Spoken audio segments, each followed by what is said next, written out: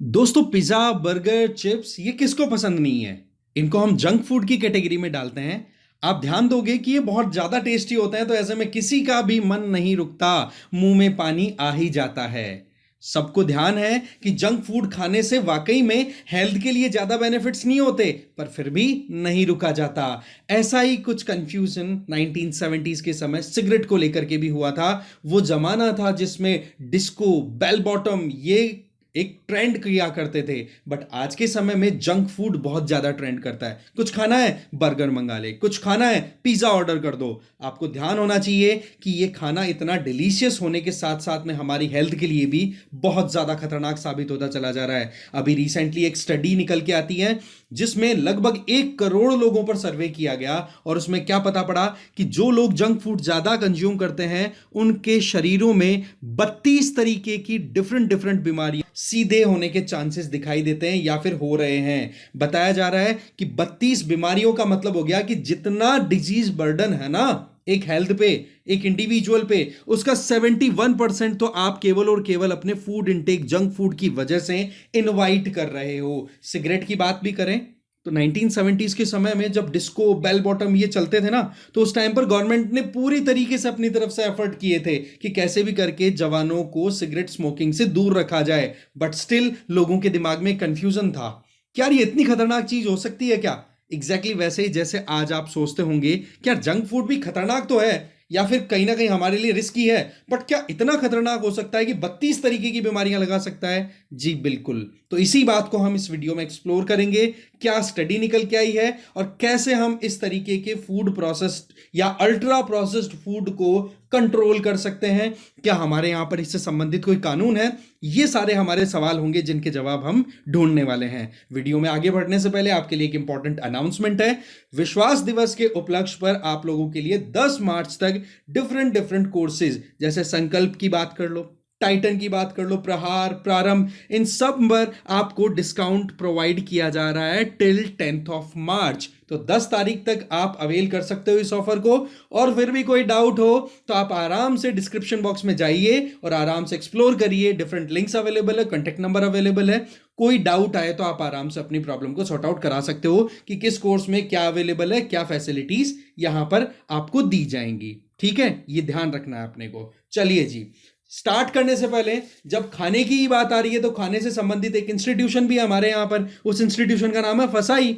फसाई का मतलब हो गया आपका food safety and standard authority of India. आप बताइए कि 2 स्टेटमेंट्स दिए हुए हैं, इन दोनों स्टेटमेंट्स को कंसीडर करिए और आपको आंसर देना है कि दोनों में से कौन सा करेक्ट है। ठीक है, कमेंट बॉक्स में इसका जवाब दो। आपको मेरी तरफ से इसका जवाब वीडियो के एंड में मिलेगा।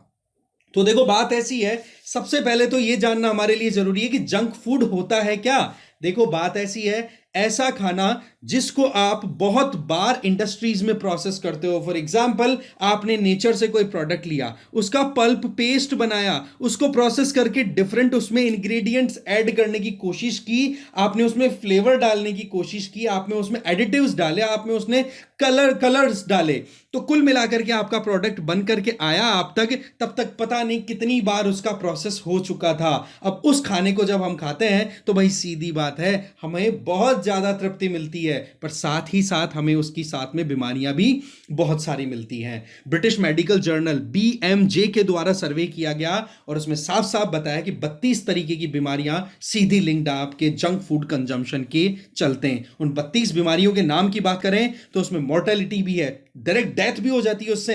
मेंटल स्ट्रेस की बात कर लो, डिप्रेशन, रेस्पिरेटरी रिलेटेड, सांस से रिलेटेड प्रॉब्लम, कार्डियोवास्कुलर, डायबिटीज की प्रॉब्लम, ये लगातार बच्चों में बढ़ती चली जा रही है। ज्यादातर इन चीजों की तरफ अट्रैक्टेड कौन रहते हैं? छोटे बच्चे। और आज के जो यंगस्टर्स हैं वो भी मोर और लेस ओबेसिटी के शिकार हो रहे हैं। हाइट के साथ साथ में उनकी जो बराबर एक प्रोपोर्शन में जो वेट होना चाहिए ना, वो उनका एक्सेस में मिल रहा है। तो ऐसे में ये अपने आप में एक डिजीज बर्डन का कारण बनता चला जा रहा है, जिसके चलते नॉन कम्युनिकेबल डिजीजेस में जो डायबिटीज और कार्डियोवास्कुलर डिजीज है ना, ये बहुत ज्यादा खतरनाक साबित हो रही है। तो इस चीज को लेकर के ये एक अलर्ट सिग्नल रिलीज किया गया है। अगर हम दुनिया भर में मोटी मोटी बात करें तो कहां पर कितना रिस्क रहता है किस बीमारी का अगर हम जंक फूड पे रिलाय करते हैं, तो ओबेसिटी 66% चांसेस। अब आप देख लो, हार्ट से रिलेटेड बीमारियां 50%, डायबिटीज 2 टाइप जो है वो आपको 12% तक देखने को मिल जाएगा,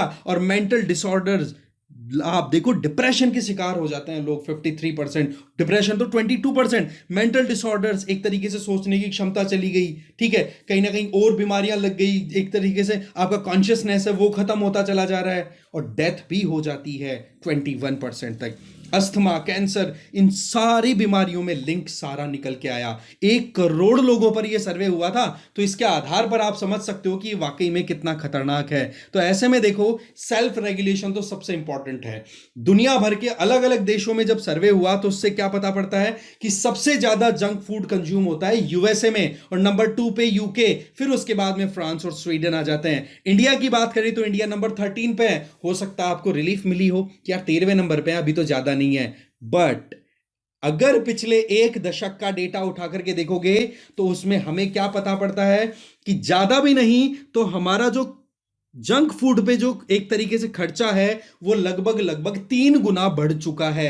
अब आप समझ लो कि ट्रेंड कितना ज्यादा स्ट्रांगली चल रहा है ये, तो इसको कहीं ना कहीं कंटेन करना जरूरी है। इसमें कंज्यूमर को भी अवेयर रहना पड़ेगा, इसमें गवर्नमेंट को भी एफर्ट डालने पड़ेंगे, इसमें इंडस्ट्री पर भी प्रेशर बनाना पड़ेगा, तो तब जाकर के ये काम हम अच्छे से कर पाएंगे। आप देखोगे कि 2022 के साल में इंडिया में $30 बिलियन का जंक फूड कंज्यूम किया गया है। जंक फूड के अलग नेम्स हम देखें तो अभी मैंने एक तो बता ही दिया आपको कि अल्ट्रा प्रोसेस्ड फूड भी बोल देते हैं इसको, और जंक फूड का एक और नाम है, that is high fat salt and sugar food, HFSS food भी बोल दिया जाता है। इसके चलते लोगों को बहुत ज्यादा खतरा हो रहा है, और यूके यूएस जैसी जगहों पर तो लोगों को बहुत ज्यादा इसमें कहीं ना कहीं आप कह सकते हो कि आउट ऑफ पॉकेट एक्सपेंडिचर का भी स्कोप कहीं ना कहीं दिखाई देता है। इसके अलावा देखा जाए तो इसको रोकने में या फिर इसको कंज्यूम करने में कौन लोग ज्यादा है, सबसे पहले तो हम बात करें कंजम्पशन की, तो देखो ज्यादातर जो आप कह सकते हो एडवांटेज्ड बैकग्राउंड, दैट मींस जो पुअर्टी से बिलोंग करते हैं उन लोगों का आप एक बार सिटी में फूड हैबिट देखो, किस तरीके से वो ठेले पर कितना हाईली प्रोसेस्ड फूड, मतलब एक तेल में बार बार कचौरी समोसे निकाले गए हैं, उनको वो कंज्यूम कर रहे हैं, वो भी उतने ही खतरनाक है। ध्यान रखना, आप कहीं सोचो कि इसमें कचौरी समोसे को इंक्लूड नहीं किया, वो भी आ जाता है। अगर आप युगार्ट खाते हो ना तो भी इंक्लूडेड आ जाता है इसी लिस्ट के अंदर। तो आप समझ लो कि सब कुछ जो आप कंज्यूम कर रहे हो उसमें कितना तो घर पे पका हुआ खाना है और कितना आपने मार्केट से खरीदा है। चाहे बर्गर लो, चाहे चिप्स लो, चाहे कोई ड्रिंक्स लो, चाहे प्रोटीन की जो बार्स आती हैं वो लो, चाहे सीरियल बेस्ड कोई प्रोडक्ट आप लेकर के आ रहे हो, या फिर कोई भी ऐसा प्रोडक्ट जैसे लेज का प्रोडक्ट, कितना एडवर्टीजमेंट होता है, टीवी प्रमोशन भी कम नहीं होता है इनके। कहीं ना कहीं एक ऐसा बिहेवियर शो किया जाता है कि आप अगर लेज को या XYZ प्रोडक्ट को कंज्यूम नहीं करोगे, लेज के ऊपर टारगेट नहीं है मेरा, XYZ कोई भी प्रोडक्ट ले लो, आप उसकी बात करोगे तो वो कहीं ना कहीं आपको ये शो करेगा कि आप तो आउट ऑफ द कॉन्टेक्स्ट हो गए, आपको उसमें इंडल्ज्ड रहना चाहिए। अब सवाल ये कि रोका कैसे जाए इस चीज को? क्या बिजनेसमैन से या इंडस्ट्रियल हाउसेस से एक्सपेक्टेशन रख सकते हो? जी, उनका तो पैसा ही इससे ही बनता है। जितना ज्यादा फूड प्रोसेसिंग होता है उतना ही ज्यादा उनके इनकम स्कोप बनते हैं, तो वो तो देखो बिल्कुल भी इस चीज को रोकने की कोशिश नहीं करेंगे। फिर बात करें कंज्यूमर्स की, ओ जी कंज्यूमर क्यों करेगा? कंज्यूमर को सस्ते में खाना मिल रहा है। भाई सीधी बात है, सस्ता खाना मिलता है आपको, इसमें आपको साथ साथ में टेस्टी खाना मिल रहा है, तो आप क्यों, और आसपास में अवेलेबल भी है, तीनों चीजें आपके फेवर की है, तो कंज्यूमर पे भी इतना ज्यादा नहीं जा रहा, तो फिर बच गई आपकी केवल और केवल सरकार। वैसे देखा जाए तो हमारे यहां पर ministry of food processing and industry एक सेपरेट मिनिस्ट्री है, बट उसके अलावा आप मिनिस्ट्री ऑफ हेल्थ की बात करें तो उसकी भी यहां पर रिस्पॉन्सिबिलिटी बनती है कि एक proper guideline, proper strict rule regulations वहां पर इंप्लीमेंट किए जाएं। ये जो रिसर्च आई है ना ब्रिटिश मेडिकल की, ये जो अभी हमने जिसकी कोटेशन ली है, उसके द्वारा तो साफ साफ ये कहा गया है कि यहां पर आपको सिगरेट पे जिस तरीके से लेबलिंग की जाती है ना, उस तरीके से लेबलिंग करनी होगी कि आपके लिए कितना खतरनाक है। जैसे 85% सिगरेट का जो लेबल होता है उसमें लिखा रहता है ना कि कितना खतरनाक है, इससे कैंसर होता है, इससे कर्क रोग होता है, इस तरीके के लंग्स और ये इमेजेस। तो इसी से तो अवेयरनेस आई लोगों में, सिगरेट खतरनाक है ये पता कैसे पड़ा? क्योंकि लोगों को इमेजेस के थ्रू कन्वे किया गया। यही चीज बोला अभी करने की जरूरत है। हॉस्पिटल हो, स्कूल्स हो, उनके आसपास में जंक फूड की जो दुकानें हैं वो बंद की जाए। इसी चीज को ध्यान रखते हुए फसाई के द्वारा, फसाई जिसके ऊपर हमने अभी क्वेश्चन देखा, उसके द्वारा 2019 में एक ड्राफ्ट रेगुलेशन भी रिलीज किया गया जिसका नाम है food safety standard, safe food and healthy diet for school children regulation 2019, जिसमें यह कहा गया कि स्कूल्स के आसपास में इस तरीके के जो हाईली प्रोसेस्ड फूड हैं इनकी दुकानें नहीं होनी चाहिए, ना तो कैंटीन में बिकना चाहिए ना कहीं और। क्या यह सही मायनों में अभी तक इंप्लीमेंट हुआ? डाउट है। दूसरी बात, ड्राफ्ट ही आया था, ड्राफ्ट का मतलब कच्चा चिट्ठा भी फाइनल ही नहीं हुआ है। और दूसरी बात, यहां पर हम मोटी मोटी देखें तो स्कूल्स के आसपास में ये प्रोडक्ट आपको सेल होते हुए दिख जाएंगे। तो ये अपने आप में एक बहुत बड़ा कंसर्निंग इशू है, इस पर कड़ाई से काम करना बहुत ज्यादा जरूरी हो जाता है। ठीक है, तो आप ध्यान दो कि कहीं ना कहीं ये रेगुलेशन जो है इनको प्रॉपर इंप्लीमेंटेशन में लाना हमारे लिए बहुत ज्यादा जरूरी है। और जो food safety standard authority of फसाई, ये बेसिकली हेल्थ मिनिस्ट्री के अंडर ही आती है। But yes, it is an autonomous institution. इसका मतलब क्या हुआ कि वो किसी डायरेक्टर जनरल इनके अंडर में नहीं आती है, अलग से एक एंटिटी है जो कि मोर और लेस, आप देखोगे कि पहले बहुत सारे कानून चल रहे थे, 5-6 के लगभग, उन सब 5-6 कानूनों को एक साथ कंबाइन करके और फिर बाद में ये लॉ लाया गया था। वो कानून कौन कौन से थे? जैसे prevention of food adulteration act of 1954, food product order 1955, meat food product order 1973, ऐसे लंबी लिस्ट है। लगभग मोटी मोटी बात करें 6 अलग अलग कानून थे, उनको सबमर्ज करके 2006 में फसाई के लिए कानून लाया गया और इसको स्टैब्लिश किया गया मिनिस्ट्री ऑफ हेल्थ के अंडर में। ये ऑटोनॉमस बॉडी है। तो इस तरीके से आपका स्टेटमेंट नंबर 2 वो गलत चला गया और 1 था वो सही था।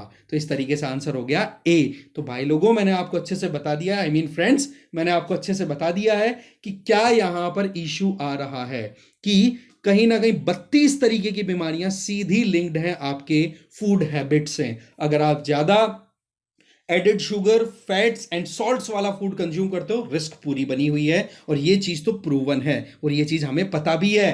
पर वही चीज है कि इसको हम कैसे बिहेवियर में लेके आए, एग्जैक्टली वैसे ही जैसे सिगरेट के लिए किया गया, बोले ये एक अच्छा ऑप्शन बन जाता है।